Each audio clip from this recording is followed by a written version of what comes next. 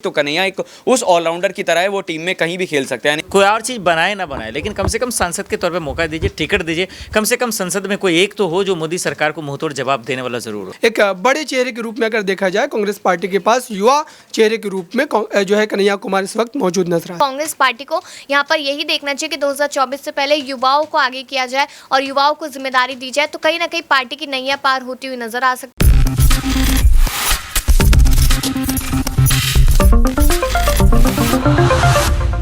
नमस्कार, आप देख रहे हैं नेक्स्ट 9 न्यूज़ में हूं आपके साथ दीपक गुप्ता। सत्ता के खेल के खास प्रोग्राम में चर्चा करना चाहेंगे कांग्रेस पार्टी की बदली हुई सत्ता को लेकर। महाधिवेशन के बाद कांग्रेस पार्टी के कई नेता चर्चाओं में हैं, लेकिन जिसकी सबसे ज़्यादा चर्चा हो रही है वो नाम है कन्हैया कुमार, क्योंकि मल्लिकार्जुन खड़गे, सोनिया गांधी और तमाम बड़े दिग्गज नेताओं ने भाषण दिए। उन सभी भाषण को ज़्यादा तरजीह नहीं मिली मुकाबले में कन्हैया कुमार के। कन्हैया कुमार का भाषण एक तरीके से वायरल हो चुका है और जनता उसको पसंद भी कर रही है। जिस तरीके से उन्होंने ज्योतिरादित्य सिंधिया, मोदी शाह को कटाक्ष करते हुए यहाँ पर आड़े हाथों लिया।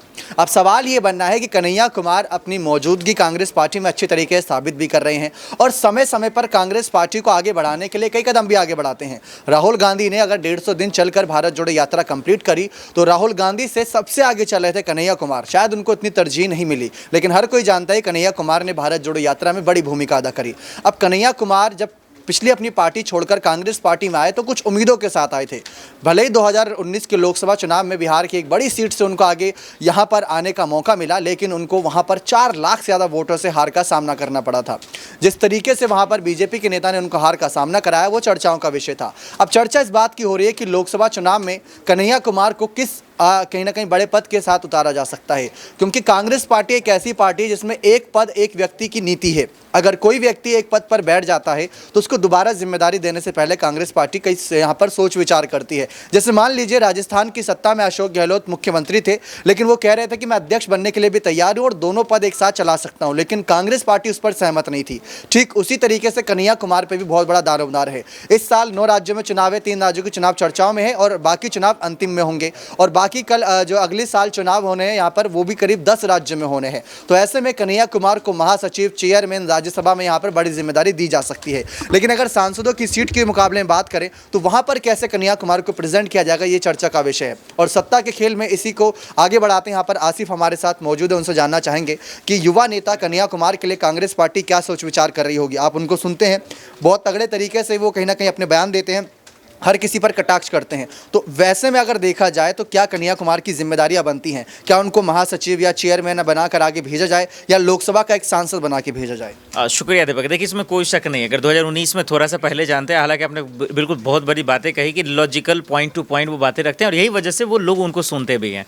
अब 2019 की तरफ जरा रुख कर ले। हालांकि उस वक्त कांग्रेस में नहीं थे, किसी और पार्टी में थे, लेकिन चुनाव उन्होंने लड़ा और पहली बार में एक बतौर समझिए कि जिस तरीके से उतना पैसा भी नहीं था, उन्होंने अपने चुनाव प्रचार के लोगों से पैसा इकट्ठा कर रहे थे, चंदा इकट्ठा कर रहे थे, और जिस तरीके से उन्होंने गिरिराज को पर जिस तरीके से उन्होंने हमलावर हुआ और जिस तरीके से फाइट किया, डिफेंड किया, ये काबिल तारीफ रहा। तो बाकी में उन सब चीज़ों को देखते हुए भारत जोड़ो यात्रा में जिस तरह भागीदारी निभाई, ये तमाम चीज़ों को देख के कांग्रेस को 2024 के चुनाव में वाकई में उन्हें जिम्मेदारी देनी चाहिए। और कोई और चीज़ बनाए ना बनाए, लेकिन कम से कम सांसद के तौर पर मौका दीजिए, टिकट दीजिए। कम से कम संसद में कोई एक तो हो जो मोदी सरकार को मुंहतोड़ जवाब देने वाला जरूर हो। नेता प्रतिपक्ष बनता नजर आया यहाँ पर आसिफ सर ने अपनी बात रखी, लेकिन जिस तरीके से यहाँ पर बात आती है कि जब सदन में मोदी सरकार को घेरने की बात आती है तो मोदी सरकार को घेरने के लिए कौन से बड़े बड़े नेता हैं जो अपनी अपनी राय रखते नजर आते हैं? तो मल्लिकार्जुन खड़गे हैं, राहुल गांधी है, जयराम रमेश और साथ ही साथ पवन खेड़ा जैसे कुछ बड़े नेता हैं, लेकिन खड़गे और राहुल की बातों को ही तरजीह मिलती है। लेकिन अगर कन्हैया कुमार जैसा दमदार नेता सदन में पहुंचेगा तो वहां से कितना कुछ यहाँ पर कांग्रेस पार्टी के लिए यहाँ पर माहौल बदलेगा। इसी को जानते हैं यहाँ पर अबरार से कि उनकी क्या राय है। बिहार की सत्ता में यहाँ पर कहीं ना कहीं कन्हैया कुमार को आगे करने की बात हो रही थी। बिहार के चुनाव 2025 में जिस तरीके से यहाँ पर चर्चा, और इस बार सत्ता परिवर्तन के काफ़ी आसार नजर आ रहे हैं बिहार में कि नीतीश की सरकार गिर भी सकती है जिस तरीके से बीजेपी अपने तेवर दिखा रही है। लेकिन कांग्रेस के साथ महागठबंधन हो रखा है तो उसको भी ध्यान में रखना होगा। तो वहाँ पर आप कैसे लेकर चलें कि 2024 का लोकसभा चुनाव या बिहार का कहीं ना कहीं जो चुनाव होगा 2025 का, कन्हैया को वहाँ उतारा जाएगा?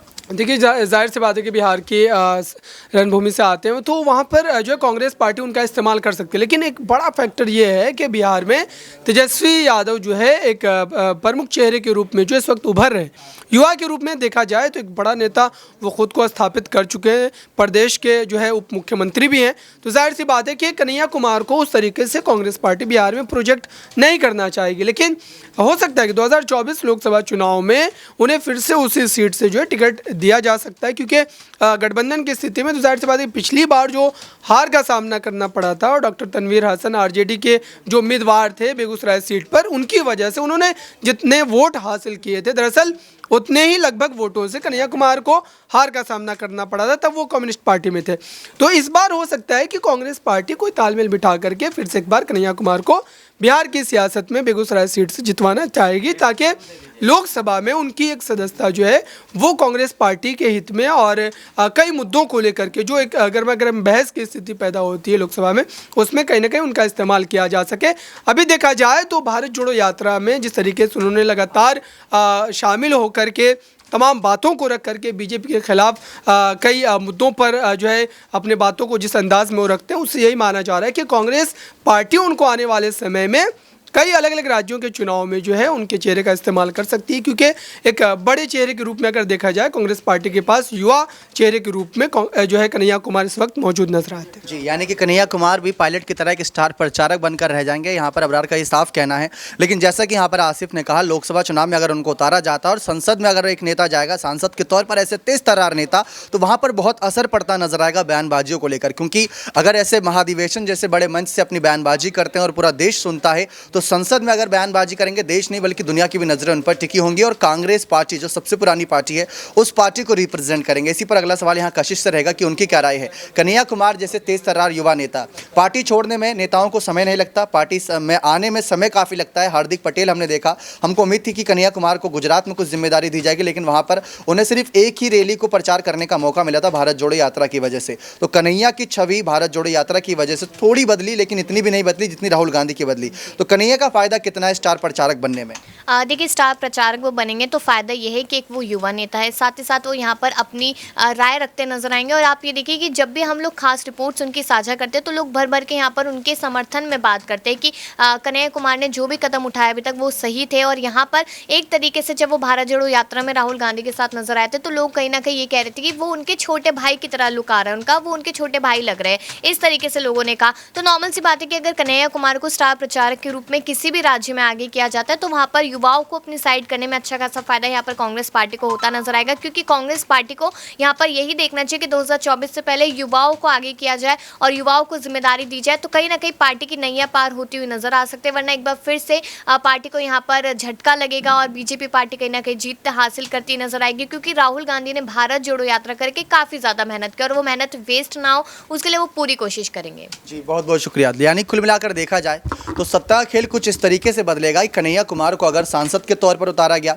तो वहाँ पर वो जिम्मेदारी निभाएंगे, लेकिन अगर उनको एक कहीं ना कहीं बिहार चुनाव में विधायक के तौर पर उतारा गया तो वहाँ पर वो जिम्मेदारी निभाएंगे, क्योंकि कांग्रेस पार्टी जिस हादसे पर खड़ी रहती है ज़्यादातर राज्यों में वो दूसरी पार्टियों के समर्थन पर जिंदा है। जैसे बिहार में देख लिया जाए नीतीश कुमार के सहारे वो नज़र आते हैं, अगर झारखंड में देख लिया जाए हेमंत सोरेन के सहारे नज़र आते हैं, महाराष्ट्र में अभी तक शरद पवार उनके साथ नज़र आ रहे थे लेकिन अब अलग होना चाह रहे हैं। तो इस तरीके से माहौल बना। एक आखिरी सवाल यहाँ कपिल से लेना चाहेंगे कि उनकी क्या राय है।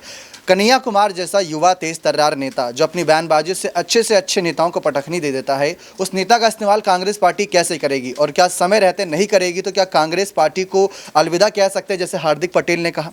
बिल्कुल, अगर कन्हैया कुमार की बात करी जाए तो वो कांग्रेस को अलविदा कहेंगे ये कहना काफ़ी मुश्किल है, क्योंकि पायलट भी लगातार जिस तरीके से भले ही कांग्रेस में संघर्ष करते हो लेकिन वो उसको अलविदा नहीं कह रहे। वैसे ही मुझे लगता है कि जो कन्हैया हैं वो अलविदा नहीं कहेंगे और बड़ी जिम्मेदारी के लिए वो इंतजार करेंगे। और ये भी देखने वाली बात होगी जिस तरीके से तमाम सहयोगी ने कहा कि अगर उन्हें संसद में भेज दिया जाता है तो जिस तरीके से उनके पास जो नॉलेज है वो पढ़े लिखे हैं, ऐसे में वो मोदी सरकार को घेर सकते हैं, उनसे जवाब मांग सकते हैं। और कहीं ना कहीं जो पार्लियामेंट में हम देखते हैं कि राहुल गांधी जब कोई बात उठाते हैं तो बैकफुट पर नजर आते हैं, वो नहीं नजर आएंगे। कन्हैया का उन्हें समर्थन मिलेगा। और अगर हम देखें तो कन्हैया एक उस ऑलराउंडर की तरह है, वो टीम में कहीं भी खेल सकते हैं, यानी कि उन्हें ऊपर भेजिए नीचे भेजिए तो हर जगह चौके छक्के लगाते हैं। कुछ इसी तरह का हाल जो है वो कन्हैया के साथ है। तो मुझे लगता है कि इंतजार कांग्रेस यही कर रही है कि उनको बेहतर टाइम में उतारा जाए, क्योंकि पिछली बार हम लेकिन पिछला चुनाव जो लोकसभा में उतरे थे 4 लाख से ज़्यादा वोटों से आ रहे थे, इसके बावजूद भी कांग्रेस क्या उन्हें मौका देगी? देखिए बिल्कुल मौका देगी, क्योंकि बीजेपी में आप उठाकर देखिए ऐसे कई नेता हैं जो चुनाव हार गए। हम यूपी की अगर बात करी जाए तो केशव प्रसाद मौर्य हार गए। तो चुनाव में जीत और हार लगी रहती है, और कन्हैया कुमार की जो अगर पॉपुलैरिटी की बात करी जाए या फिर उनके अनुभव की बात करी जाए तो वो वक्त के साथ सीख जाएंगे, उसमें कोई बड़ी बात नहीं है। लेकिन अब अगर बात करी जाए तो कांग्रेस में अगर कुछ बड़े कद्दावर नेता हैं उसमें जो कन्हैया कुमार है उनका नाम शामिल है। बहुत बहुत शुक्रिया। तो कुल मिलाकर सत्ता खेल बदलने के लिए कांग्रेस पार्टी कन्हैया जैसे युवा तेज तर्रार नेताओं को बहुत सही और सोच समझकर इस्तेमाल करेगी, ताकि हार्दिक पटेल भी साबित ना हो और ज्योतिरादित्य सिंधिया भी साबित ना हो। कन्हैया कुमार की एक अलग छवि बनकर देश के सामने आए। अभी तक कन्हैया कांग्रेस पार्टी के साथ नजर आ रहे हैं, लेकिन देखते हैं आगे उनका क्या फैसला रहता है। बने रहिए चैनल के साथ। ऐसी और तमाम जानकारियों के लिए बहुत बहुत धन्यवाद।